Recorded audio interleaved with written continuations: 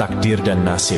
Takdir adalah kehendak Tuhan, nasib adalah kehendak kita, karena kita sendiri yang harus bisa dan bertanggung jawab untuk merubah nasib. Jangan menyerah dengan kehidupan.